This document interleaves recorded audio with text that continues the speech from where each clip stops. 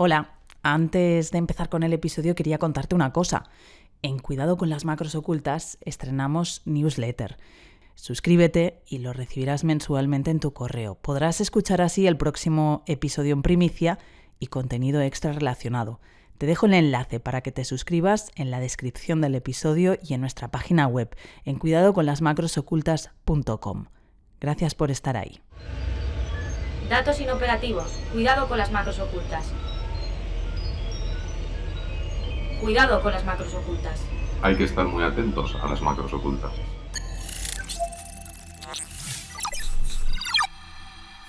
Cuidado con las macros ocultas, un podcast de 480. El objetivo final de la inteligencia artificial es conseguir que una máquina tenga una inteligencia de tipo general, similar a la que tenemos los humanos. Es uno de los planteamientos, podríamos decir, más ambiciosos de la ciencia. Hay quien cree que estamos cerca de conseguir este hito. Se ha especulado mucho, por ejemplo, si es uno de los motivos de la salida y reincorporación de Sam Altman a OpenAI. Pero hay quien es más escéptico y cree que aún estamos lejos de ese objetivo. Sea como sea, la inteligencia artificial parece que está en todas partes.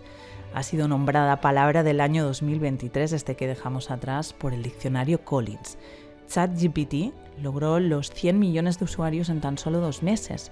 Google tardó más de un año en alcanzar esa cifra, Instagram 2 años y Facebook más de 4. Es una muestra de la popularización de los sistemas de inteligencia artificial generativa.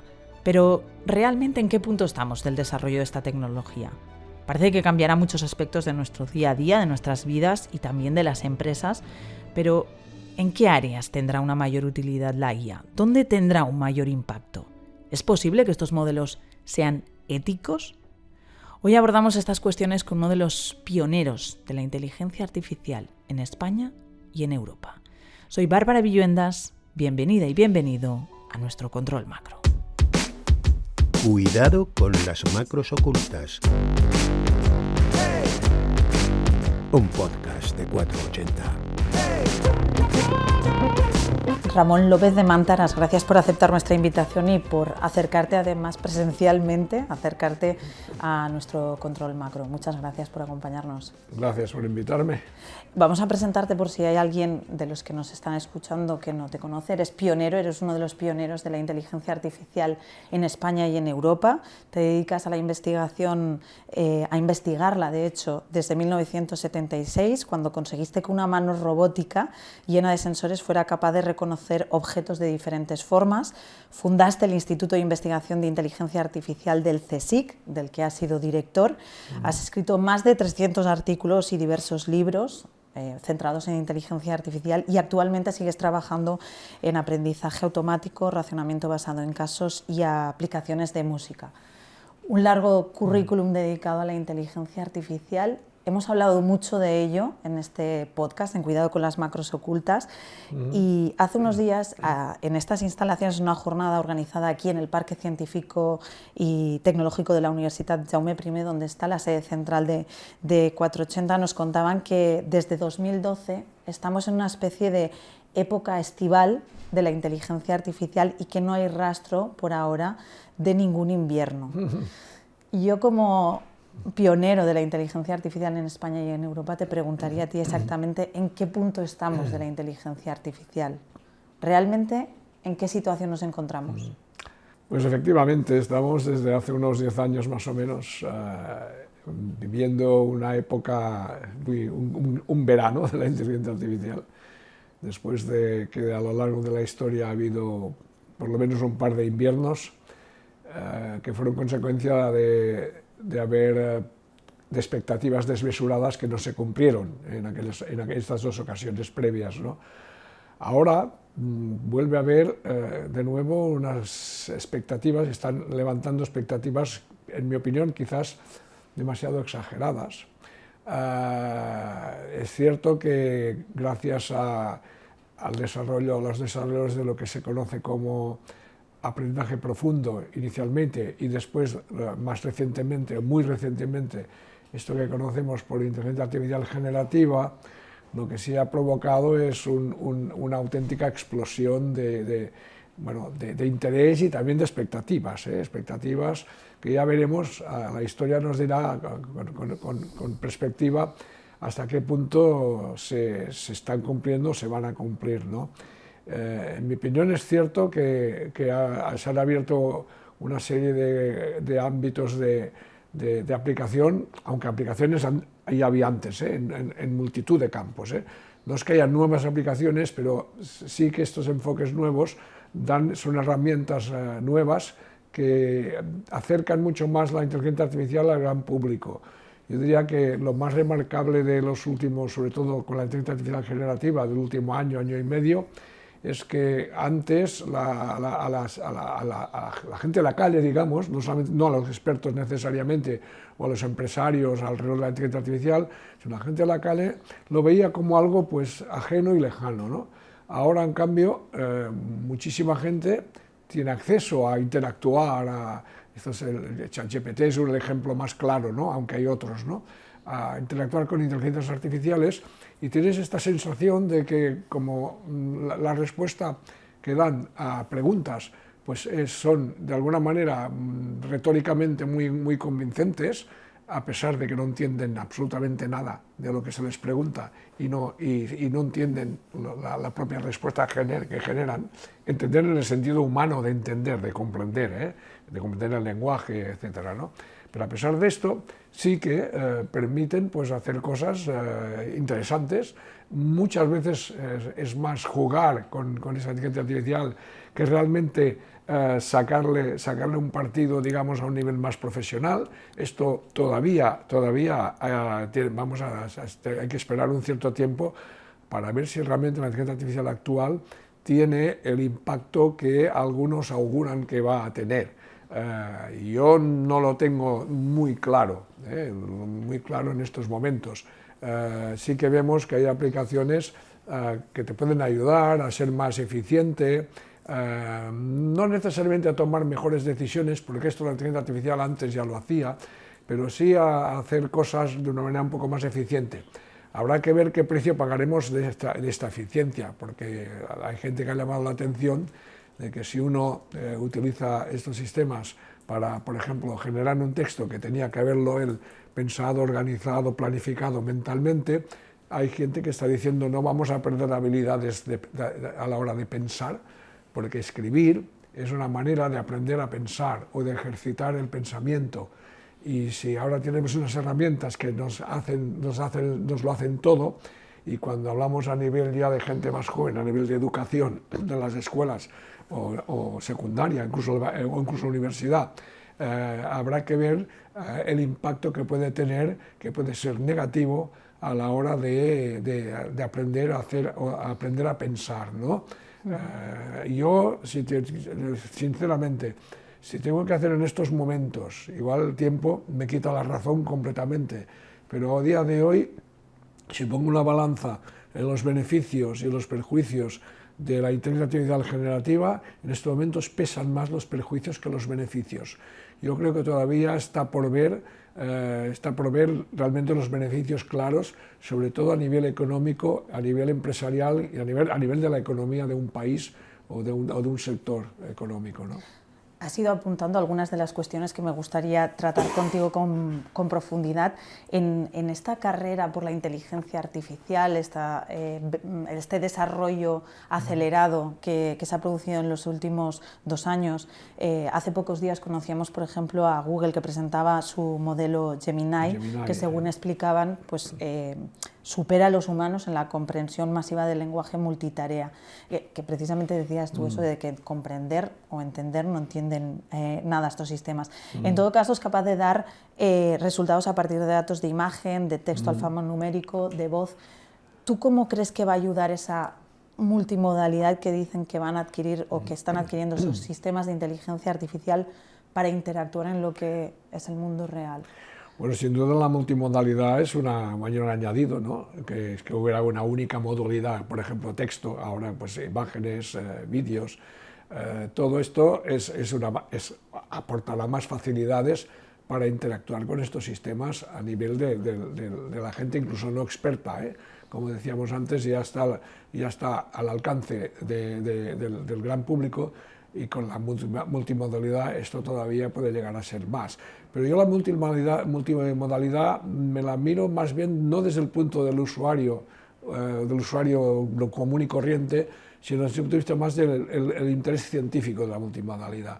Porque en mi opinión la multimodalidad sí que puede ayudar a que a lo mejor en un futuro estas inteligencias artificiales comprendan mejor el mundo, ¿no? Comprendan mejor estos conocimientos de sentido común, que es el gran problema que tiene la inteligencia artificial, que no tiene acceso a estos conocimientos, no adquiere estos conocimientos porque no tiene experiencias, no puede experimentar con el entorno, a menos que sea una inteligencia artificial corpórea, con un cuerpo, como por ejemplo un robot antropomórfico que haga acciones con su entorno y aprenda a predecir los resultados de sus acciones, relaciones causa-efecto, por ejemplo, que es una de mis líneas de investigación, ¿no? Bueno, hay quien dice que la multimodalidad y en particular el poder analizar imágenes y también vídeos por parte de la inteligencia artificial le puede permitir adquirir algún tipo de conocimiento sobre aspectos básicos de cómo funciona el mundo, sentido común. Es posible que sí, no diré que no. Ahora, lo que sí puedo decir desde el punto de vista científico es que la mejor representación del mundo es el mundo en sí mismo, es decir, el mundo real. Por mucho que hagas vídeos o incluso entornos virtuales en donde la inteligencia artificial pueda interactuar y así aprender estos conocimientos que llamamos de sentido común, no hay nada como interactuar con el mundo físico real, ¿no? Esto ya hace muchos años que se habla de esto, ¿no? Rodney Brooks en los años 80, más o menos, a finales de los 80, primeros de los 90, ya hablaba que la mejor representación del mundo es el mundo en sí mismo. Por lo tanto, él, que es un gran experto en robótica, él estaba impulsando la importancia del cuerpo, de la inteligencia artificial con robots que interactúen con el mundo físico y no con entornos virtuales o con vídeos y con imágenes que no son el mundo real, ¿no? Por lo tanto, esta multimodalidad yo pienso que sí que es un paso, puede ser un paso hacia adelante para que las inteligencias artificiales sean cada vez más inteligentes, que ahora lo son muy poco, hay que decirlo, pero sigo pensando que no hay nada como poder interactuar con un cuerpo con el mundo real, físico. Tú, que llevas más de 40 años dedicado a la investigación de la inteligencia artificial, ¿por qué ahora se ha acelerado tanto? ¿Por qué estamos viendo resultados en soluciones o en aplicaciones en cuestión de meses, cuando esto, lo has apuntado antes, ¿no? Hemos visto hasta 2 que se denominan inviernos de la inteligencia artificial, ahora sí, estamos en un verano, pero ¿por qué se ha acelerado tanto? Intuyo que hay muchos intereses, y lo sabemos que hay muchos intereses económicos, pero tú como experto, ¿dónde están los motivos? Yo pienso que el hecho de que, como comentaba antes, ¿no? Ahora prácticamente cualquier persona, si no cualquier persona, muchísimas más personas que antes, puedan interactuar con algo que es una inteligencia artificial, pero a conciencia, sabiendo que están interactuando con ella, ¿no? Porque antes, hace años ya, a la que navegas o desde un navegador por internet, o compras a través de internet y tienes sistemas de recomendación, por ejemplo, cuando compras por Amazon o cualquier otra cosa, cualquier otra plataforma de este estilo, y ya estabas interactuando con la inteligencia artificial. Lo que pasa es que no era transparente, no lo sabía la gente. Ahora, cuando conversas con un chatbot de estos, estás perfectamente enterado, lo sabes, que detrás hay técnicas de inteligencia artificial, que esto es gracias a la inteligencia artificial. Esto, a su vez, el hecho de hacerla, darla, posibilitar que esté al alcance de tantísima gente, ha hecho que la prensa, los medios de comunicación, se hayan volcado hacia la inteligencia artificial. Entonces, cada día aparecen, no 1 o 2 o 10, cientos de titulares, si no miles, no, o sea, a nivel mundial ni se sabe, ¿no? De noticias, o cada día aparecen unas siglas nuevas. Hace poco, no sé, GPT-4, Gemini, no sé, estamos como invadidos en un océano de nuevas siglas y teóricamente parece que cada día se hace un avance brutal. Claro, obviamente avances enormes cualitativamente hablando no puede ser ni en inteligencia artificial ni en ninguna otra ciencia que haya cada día. Por lo tanto, aquí hay un soufflé, hay algo que está muy hinchado y muy exagerado, ¿no? Y no sé si llegará un invierno, quizás ahora no, porque detrás hay muchos intereses económicos, grandes empresas, plataformas que están metidas y invirtiendo cantidades astronómicas de recursos económicos, de dinero en este tema, y también parece que a nivel político los estados están todos como obsesionados de que la inteligencia artificial es fundamental.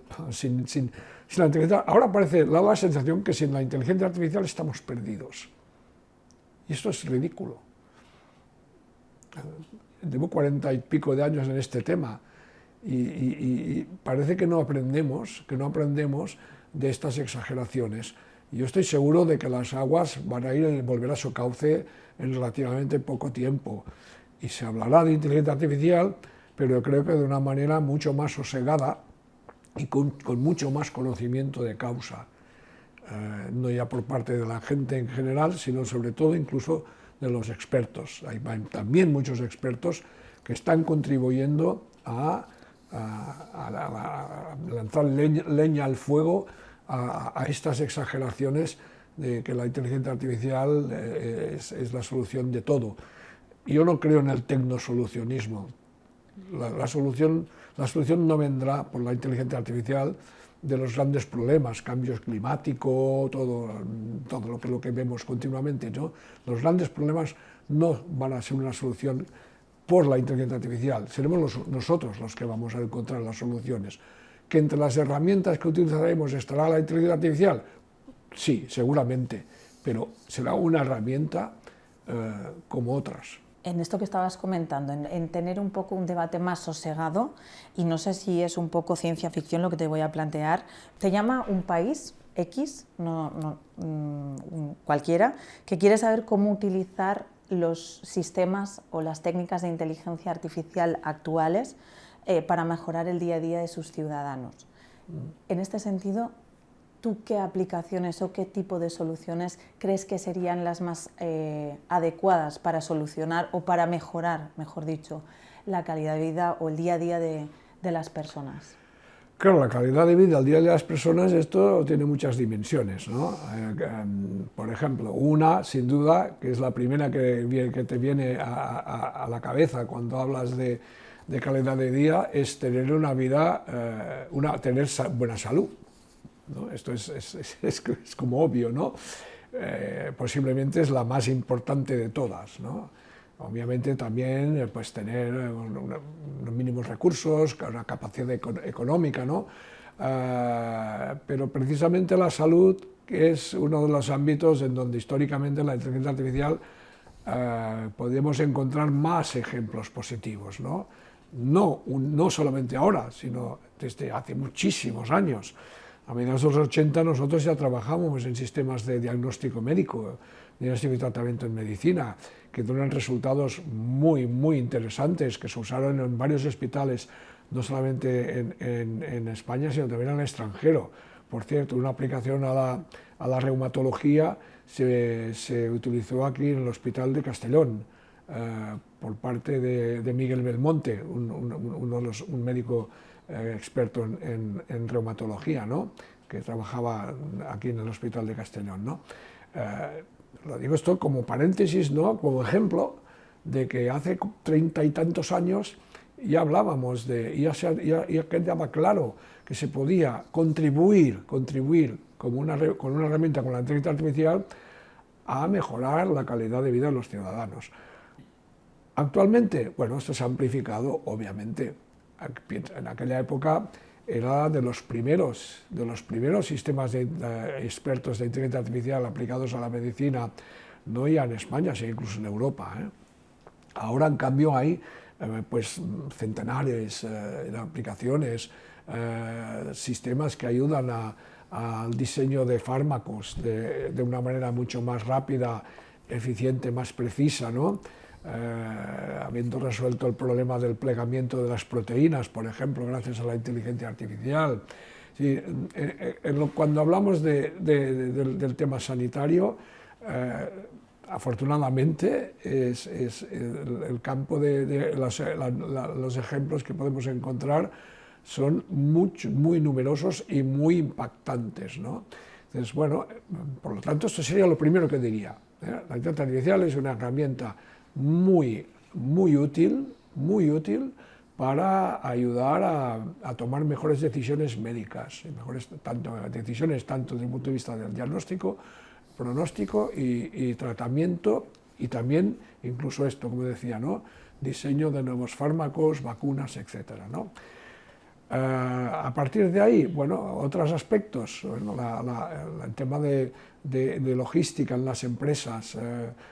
Si hay un denominador común a la hora de qué es lo que hace una inteligencia artificial, independientemente del sector de aplicación, ya sea financiero, ya sea jurídico, ya sea médico, transporte, lo que sea, es que es una herramienta muy poderosa, muy potente para ayudar a tomar mejores decisiones, ¿no?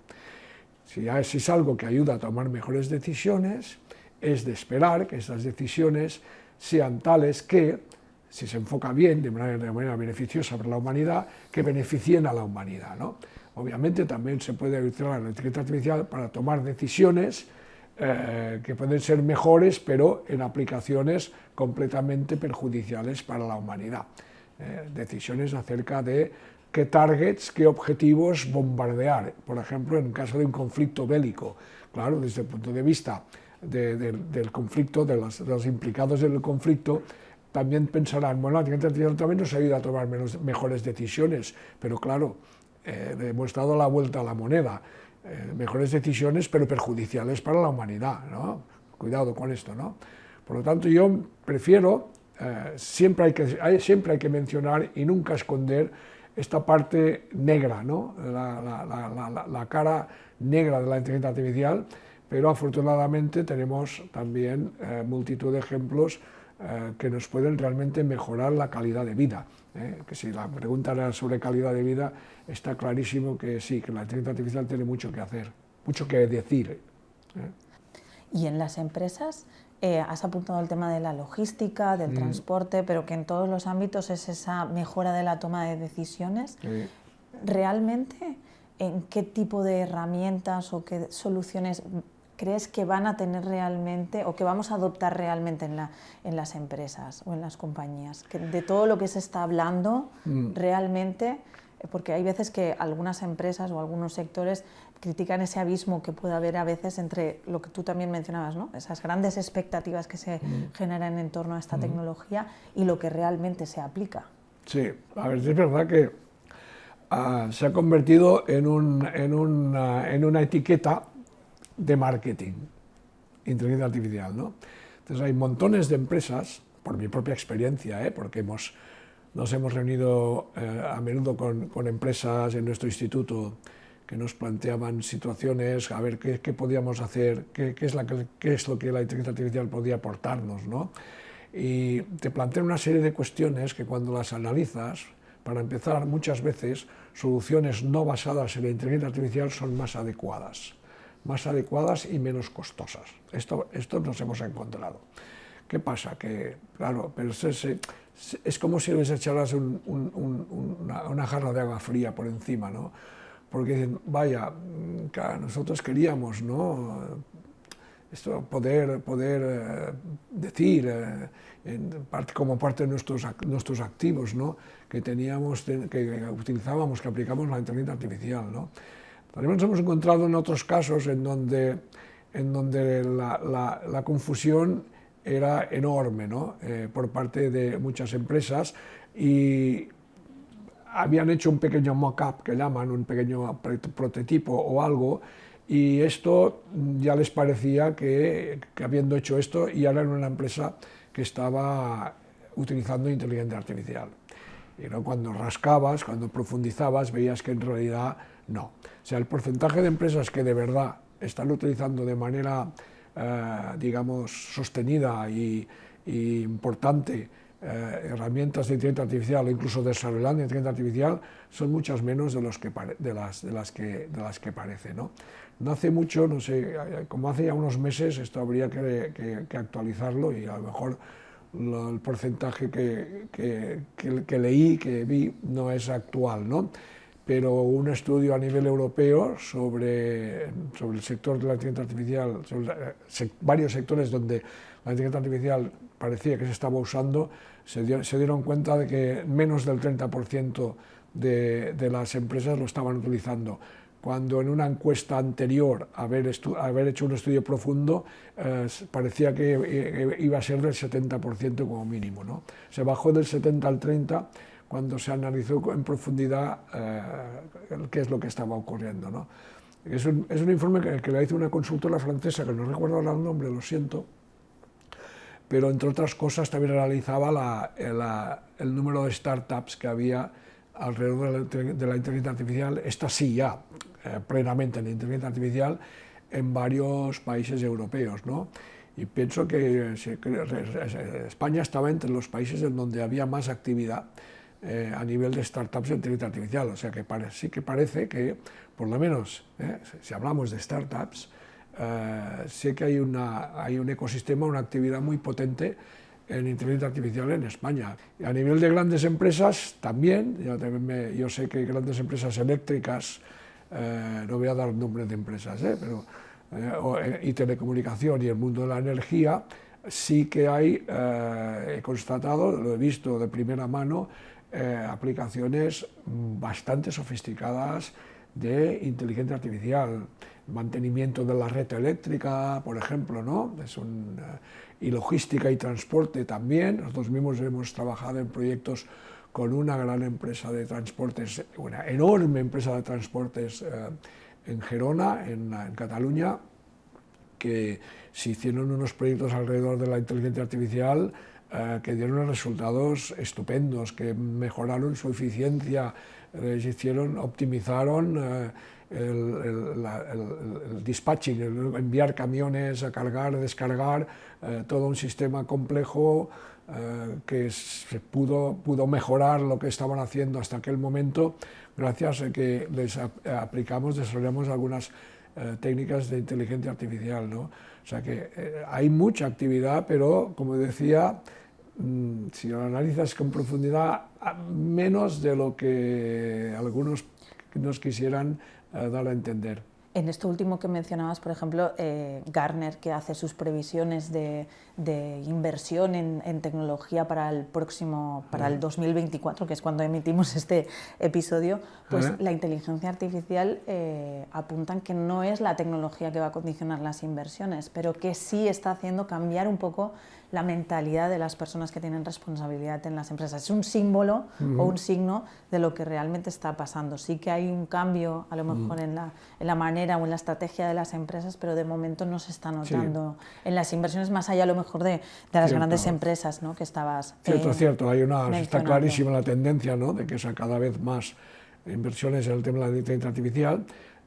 Nos encontramos, o las empresas se encuentran, también en el mundo académico, con un problema, con un obstáculo. Es la escasez de talento. Es complicado encontrar talento real, talento de alto nivel en el tema de la inteligencia artificial. Bueno, a ver si con el paso del tiempo la situación se espera que mejore, ¿no? Pero en estos momentos es una de las limitaciones de muchas empresas y también para nosotros, para el mundo académico, repito, también, encontrar talento en inteligencia artificial. Ahora que apuntas el tema del talento, de la parte académica o de la formación, y tú como profesor y como investigador, ¿realmente la inteligencia artificial qué impacto crees que va a tener en la educación? Porque este es otro melón que podemos abrir, ¿no? El impacto que puede generar en el acceso a la información que tenemos, que no tiene nada que ver con la que se tenía hace 20, 30 años. Sí, bueno, el impacto de la educación, de nuevo, es de estos temas controvertidos y complicados. Es decir, Si vamos, por ejemplo, a la educación no universitaria antes, es que creo que es las escuelas en mi opinión y los institutos. Aquella a la cual deberíamos dedicar muchísimos recursos, porque es donde se dan las bases sólidas para después, ¿no? Sobre todo para la universidad.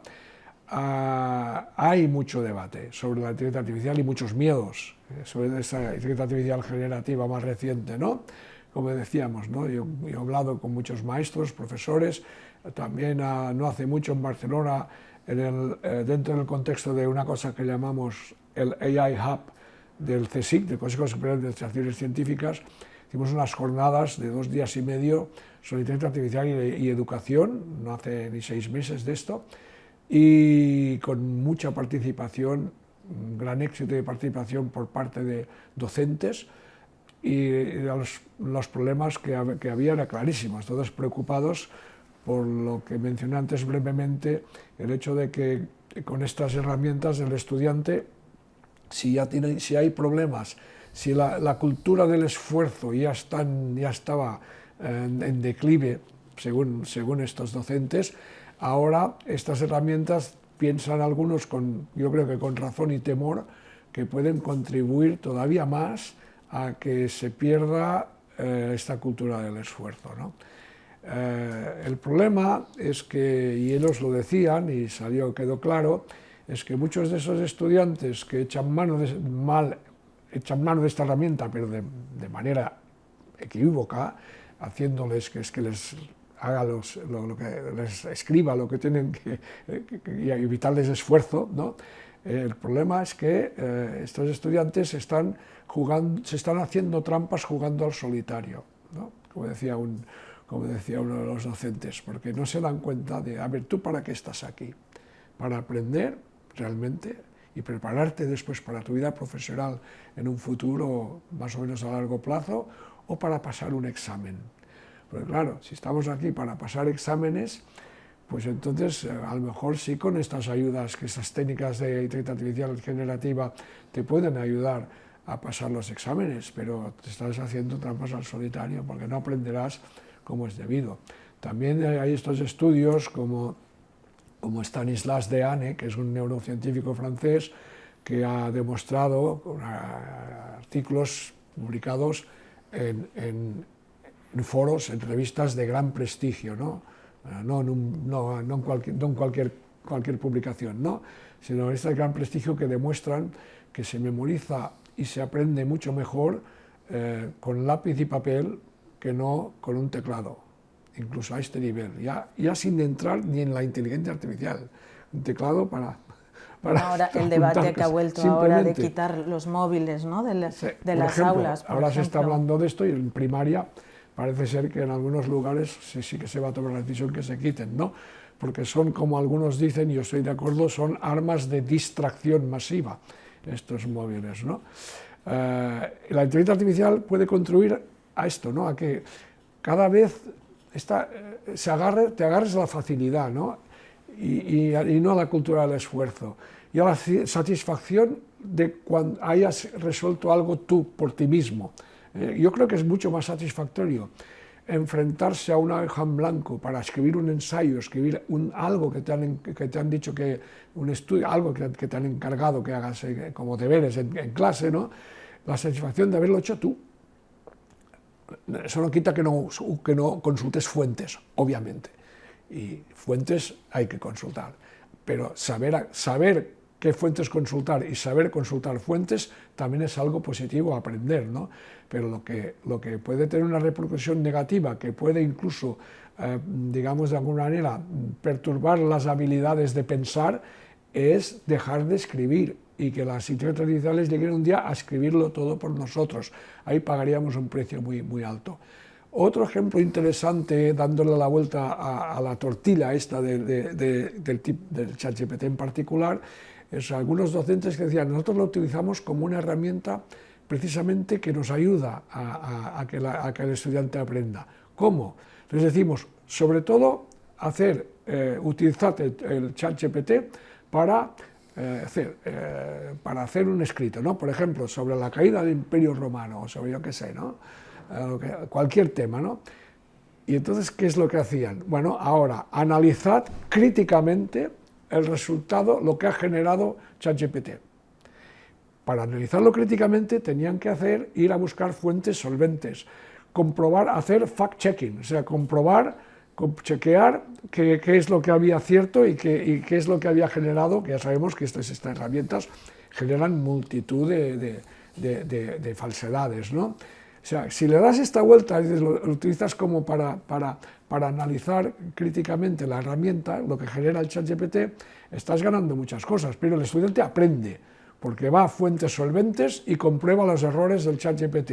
Y segundo está aprendiendo, está ejercitando su pensamiento crítico, porque este estudiante, después de estas experiencias, será crítico ya con una herramienta como ChatGPT, porque se dará cuenta, porque lo habrá experimentado y lo habrá comprobado haciendo fact-checking, que hay multitud de falsedades que generan estos sistemas, ¿no?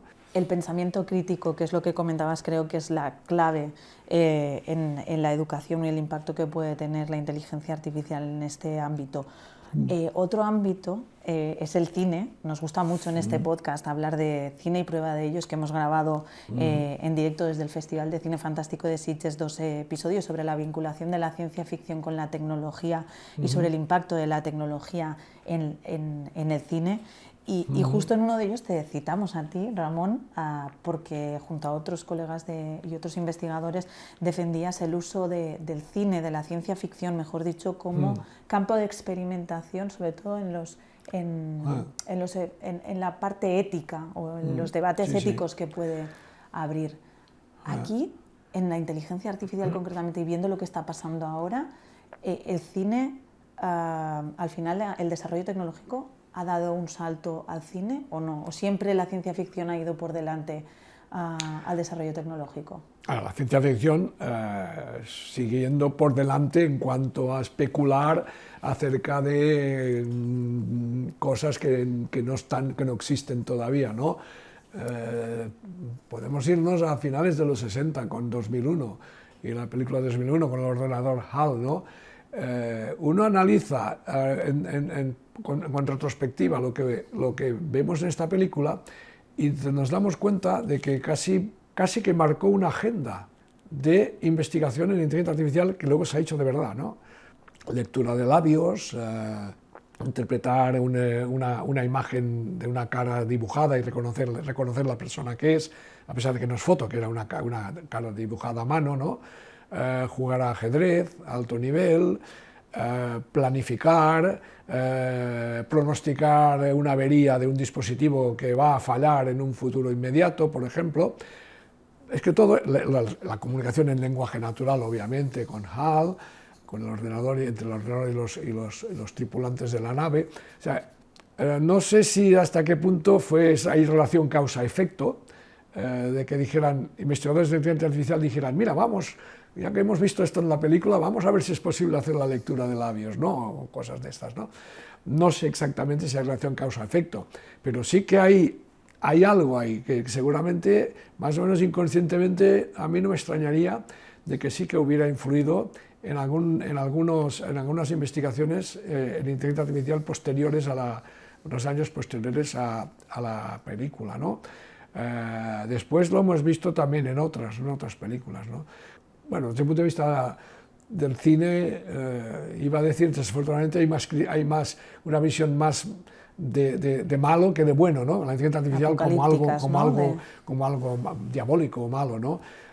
Bueno, ya sabemos que normalmente los papeles de malo venden más.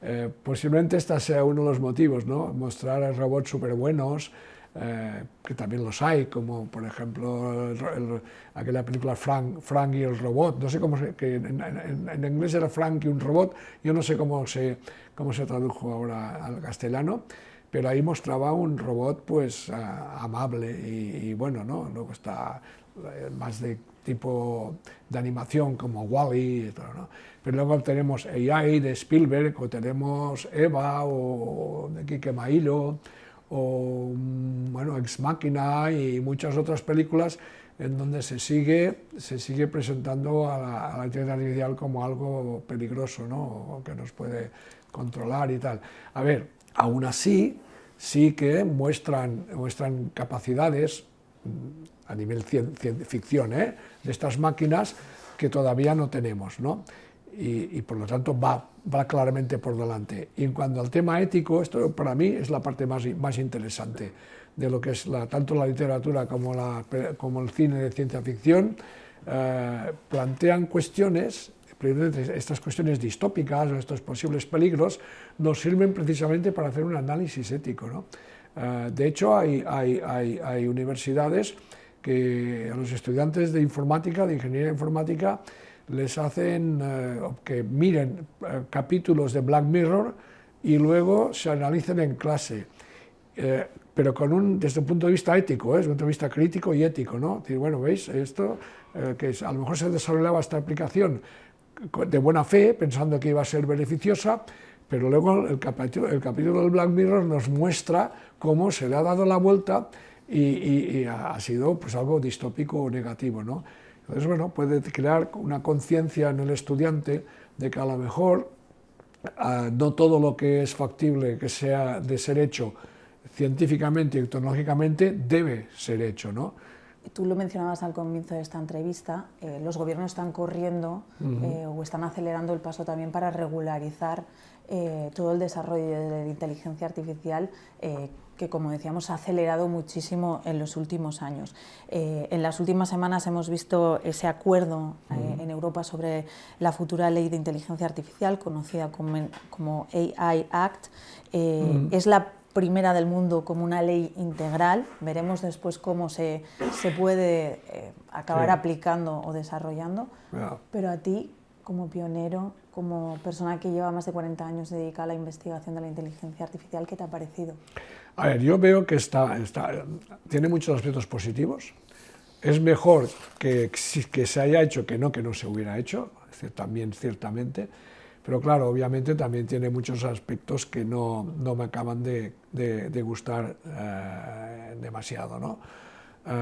Yo pienso, por ejemplo, obviamente ni se menciona las armas letales autónomas. O sea, el tema militar, defensa y todo esto está ya desde los primeros borradores, ya las instrucciones eran de que ni tocar esto. Para mí esto es un error, debería haberse tocado. Pero como decía, claro, hay intereses enormes, ¿no? Hay grandes países muy potentes en Europa que en el tema de lo que es el comercio legal, obviamente, de armas, pues tienen intereses económicos brutales, enormes. Por lo tanto, ahí estaba claro que ahí no se iba a entrar, a pesar de que muchos pensábamos que es una lástima que no se haya entrado. Otro aspecto que vi muy negativo es que, claro, ha vencido de nuevo el mercado por encima realmente de los derechos humanos. ¿Y por qué lo digo? Pues porque resulta que cualquier empresa europea puede desarrollar software basado en inteligencia artificial que incumpla completamente la AI Act, esta ley europea, e incluso vaya en contra de los derechos humanos más elementales, siempre y cuando sea porque lo vende fuera de Europa. O sea, esta ley permite esto. No prohíbe en absoluto que las empresas europeas exporten inteligencia artificial absolutamente, bueno, que pisotee los más elementales derechos humanos. Para mí esto es absolutamente inaceptable. Y grandes organizaciones como la Asociación Europea de Derechos Digitales o Amnistía Internacional han clamado contra esto, ¿no?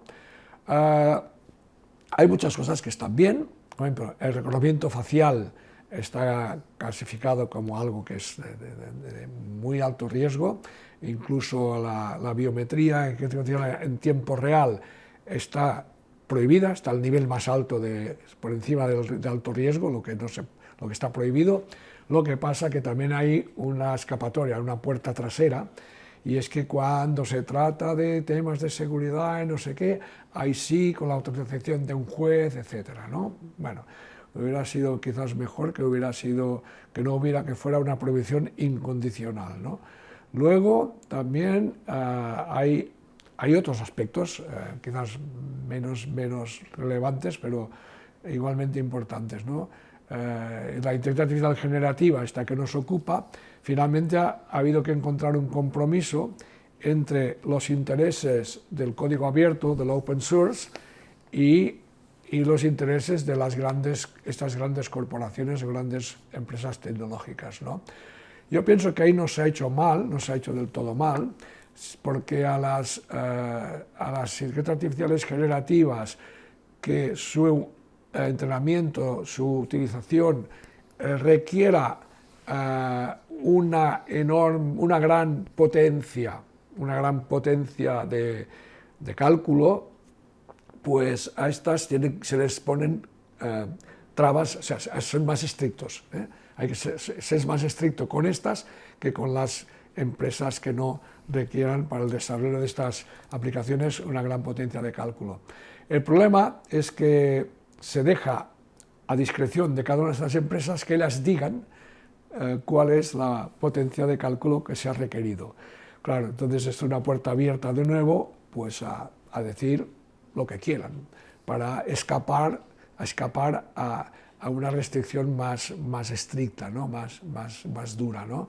Por lo tanto, esto también habría que ver en el futuro si hay alguna otra manera de valorar o de medir esta potencia de cálculo, quizás a través del consumo energético, que sería un proxy bastante adecuado, ¿no? Porque cuanto más consumo energético, y que como sabemos consumen incluso teravatios de energía, pues esto significa que hay una inteligencia artificial que requiere mucha potencia a nivel de cálculo, ¿no? Pero de momento no es así la situación, se deja demasiado a discreción de cada una de las empresas, ¿no? Luego también el tema de la privacidad creo que está bien enfocado. La explicabilidad, que cualquier ciudadano tiene derecho, según esta ley, a exigir que le digan por qué.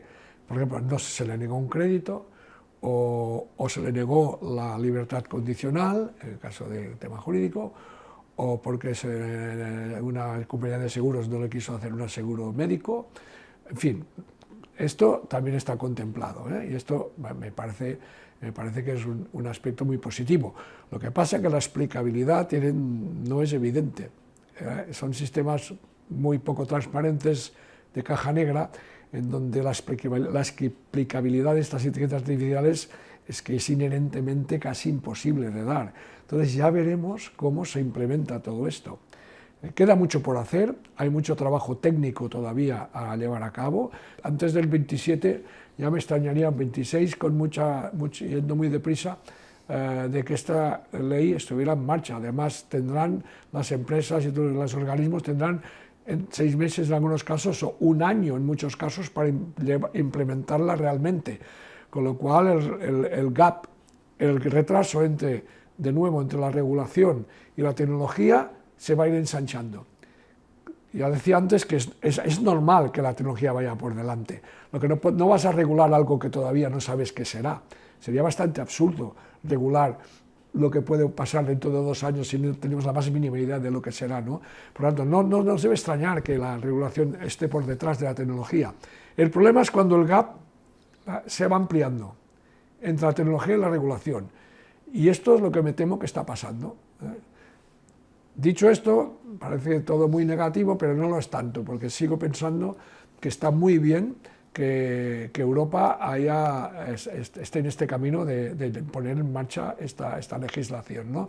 Y a lo mejor, igual que con el GDPR, resulta que fuera de Europa se toma como ejemplo, como modelo, y se hacen cosas también bien hechas, ¿no? Igual esto también sería una buena noticia si fuera así, ¿no?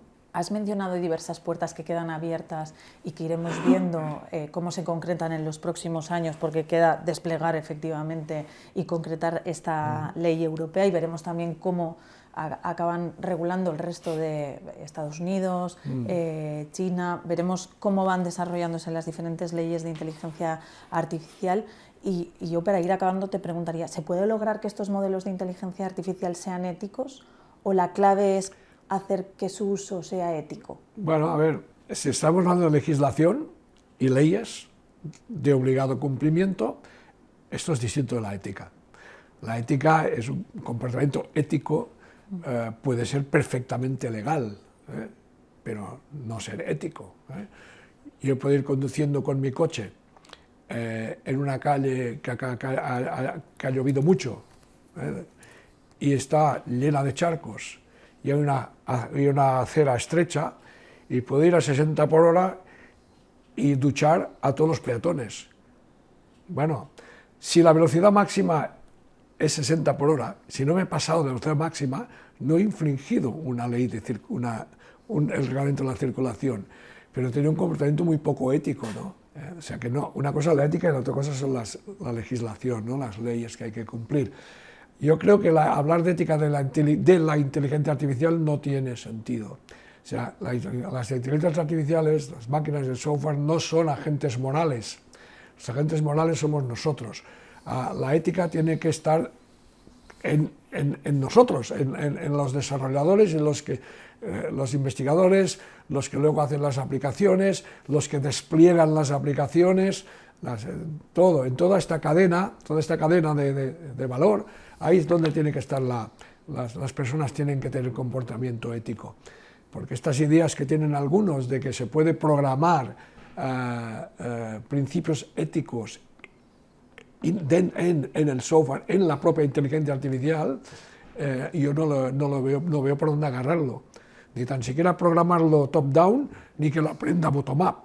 Porque yo doy siempre el ejemplo que dicen algunos, que los coches autónomos, por ejemplo, aprendan el comportamiento ético que tiene que tener el autopiloto, ¿no? el software, en base a aprender de los humanos conduciendo coches. Pero lo que van a aprender es lo más común, y lo más común no tiene que ser lo más ético. De nuevo a lo mejor aprenderán eso que decía yo, ¿no? Que cuando haya un charco es igual, ¿no? Tú no frenes y moja a todo el mundo, ¿no?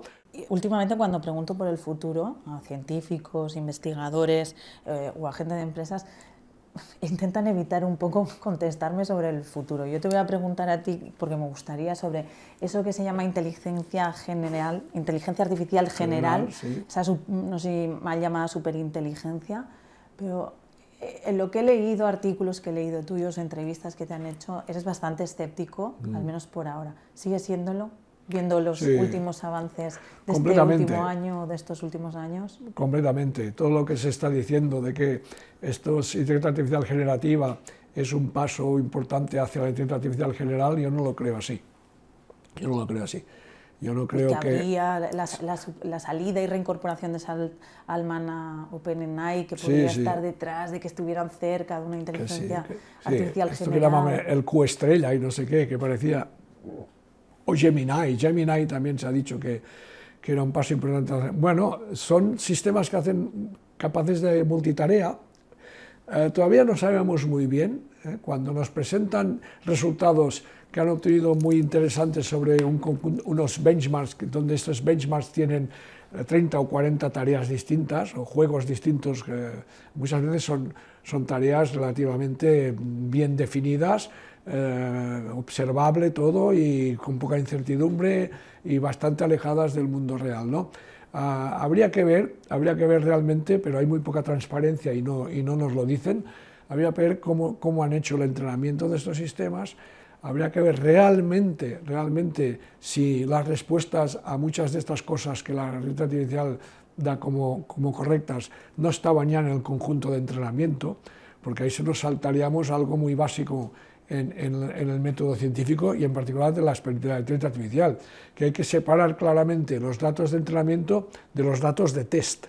Y en todo esto de la inteligencia artificial generativa no me queda claro en absoluto que se haga esta separación. Yo pienso que no la hay, y por eso a veces dan resultados tan espectaculares que esta inteligencia artificial ha aprobado el examen de entrada a la facultad de Derecho, o no sé qué, ¿no? O el examen de no sé qué. Las preguntas y respuestas ya estaban en el conjunto de entrenamiento, porque se han entrenado con ejemplos, con montones de exámenes de entrada, por ejemplo, a estos estudios, ¿no? Entonces, la poca transparencia es el problema número uno de las empresas que están haciendo inteligencia artificial generativa. No sabemos cómo han sido entrenadas, con qué datos han sido entrenadas, el cómo más o menos sí, pero qué datos han sido entrenados y si realmente los benchmarks con los cuales han hecho los tests son distintos, realmente separados de los de entrenamiento. ¿Cuál es la capacidad de generalización de estos sistemas? Me temo que no hay mucha capacidad de generalización. Por lo tanto, en mi opinión, nada de nada, esto no nos acerca en absoluto a la inteligencia artificial general, en absoluto. Todo lo contrario, nos distrae, porque si te dedicas muchas energías a darle al molinillo de la inteligencia artificial generativa, no estamos haciendo otras investigaciones y otras cosas, sobre todo en el mundo académico, ahora hablo más que el empresarial, que a lo mejor sí que nos avanzarían hacia la inteligencia artificial más general, que es lo que decía yo antes, inteligencias artificiales con cuerpo, que puedan experimentar con su entorno, aprender relaciones causa-efecto, aprender conocimientos de sentido común, y a partir de ahí comprender mucho mejor, un poco más de lo que lo comprenden ahora el lenguaje, por ejemplo, o las imágenes, que repito, tienen habilidades sin comprensión, como dice el filósofo de la ciencia Daniel Dennett, dice, es competence without comprehension. Esta inteligencia artificial que tenemos ahora es habilidades sin comprensión. Para que haya inteligencia artificial general, tiene que haber comprensión. Para mí es un prerequisito. Y para esto, las técnicas basadas en la inteligencia artificial generativa de predecir, evaluar la probabilidad de cómo sigue un texto, de qué es las palabras, los tokens que van a seguir a continuación, para mí esto no tiene nada que hacer para avanzar hacia inteligencias artificiales generales. Ramón, acabamos nuestras conversaciones preguntando a los invitados e invitadas sobre su macro oculta. Lo utilizamos como un símil de advertencia tecnológica. Yo te preguntaría la tuya para acabar, ¿cuál sería tu macro oculta? A ver, yo diría que el problema no es una metáfora, no es el monstruo de Frankenstein en la inteligencia artificial, el problema es el doctor Frankenstein, quien lo crea y quien lo suelta, lo deja suelto en el mundo a este monstruo. Obviamente, en este caso sería la inteligencia artificial, el problema no es en sí misma la inteligencia artificial, sino, como decía antes, las personas que hay detrás. Y dicho esto, temo mucho más la estupidez natural que la inteligencia artificial. Esto sería otra de mis máximas, digamos. Sobre Frankenstein, en tu libro mencionas el síndrome de Frankenstein, sí, ¿no? Que hace años que lo llevamos acumulando. Sí, pero el síndrome de Frankenstein es en otro contexto, no es el hecho de que el problema sea de los desarrolladores y no de la propia herramienta. El síndrome de Frankenstein es presentar a la inteligencia artificial como algo dañino, como decía antes las películas de ciencia ficción y todo, que lo presentan siempre esa polarización como que hay ahora entre apocalípticos o los que abrazan. Y esto, sí, porque claro, Frankenstein, la película Frankenstein muestra el monstruo de Frankenstein obviamente como algo negativo y dañino, ¿no? Y no el pobre monstruo no es el problema, el monstruo no es el problema. Pues Ramón López de Mántaras, muchísimas gracias por acercarte presencialmente además a nuestro Control Macro. Un placer. Vale, muchas gracias a vosotros. Encantado. Tras conversar con Ramón López de Mántaras, pionero de la inteligencia artificial en España y Europa, me he acordado una reflexión que leí hace un par de años en el libro de Neuronas a Galaxias, ¿es el universo un holograma?, de Adolfo Plasencia. Eran palabras de Michel Bletsas, investigador científico y director de informática en el MIT Media Lab. Y decía lo siguiente: creo que estamos a punto de ver una inteligencia no humana, o mejor dicho, una inteligencia no biológica en el siglo XXI. Una inteligencia que probablemente será superior a la inteligencia humana tal como la conocemos en la actualidad.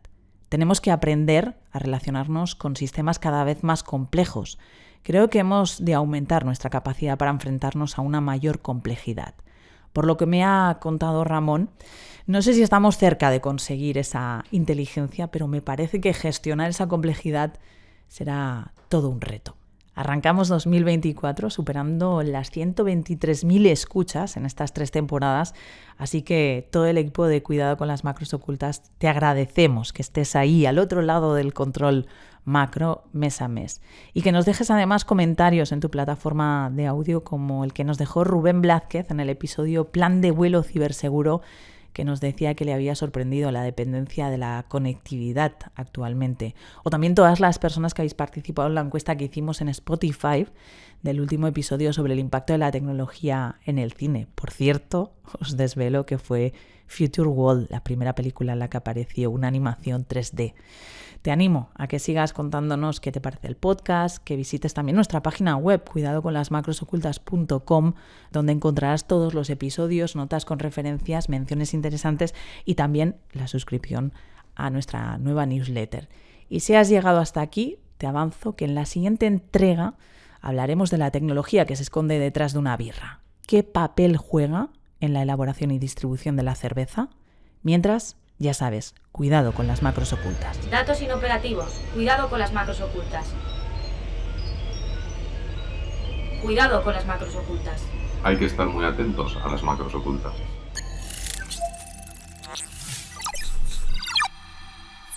Cuidado con las macros ocultas, un podcast de 480.